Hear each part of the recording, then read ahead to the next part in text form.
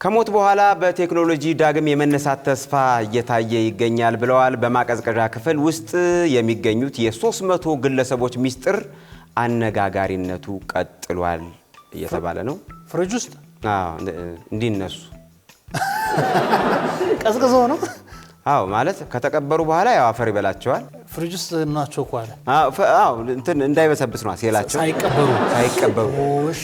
ከሞት በኋላ በህይወት የመቀጠል ተስፋ የሰነቁ ከ300 በላይ ግለሰቦች አካላቸውን በከፍተኛ ቅዝቃዜ ውስጥ እንዲቆይ በማድረግ ላይ ይገኛሉ ተብሏል። ብቻ እድላችንን ብንሞክር ጥሩ ነው። አንተና እኔ እስከዛ ድረስ ፍሪጅ ውስጥ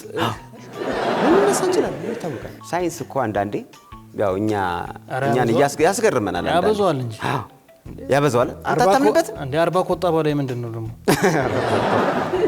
ታው ነው። ብዙ ነገር አየን፣ ታስተዋልን እኮ ብዙ አስገራሚ ነገሮችን እያየን ነው። አስክሬን ፍሪጅ ውስጥ ምናምን። ስለዚህ አካልህ ካልሞተ ነፍስ የምትመለስበት አጋጣሚ ሊኖር ይችላል። ከሰማይ ቤት አቀዝቅዞ ነው የሚያመጣው። ኧረ ተው ባክ፣ ልትመለስ ትችላለች። ኧረ ተው። አዎ አንዳንዴ ያው አካልህ መበስበሱ ስታውቅ ነው ልትቀር የምትችለው የሚመስለኝ። ነፍስ ራሷ ነፍስ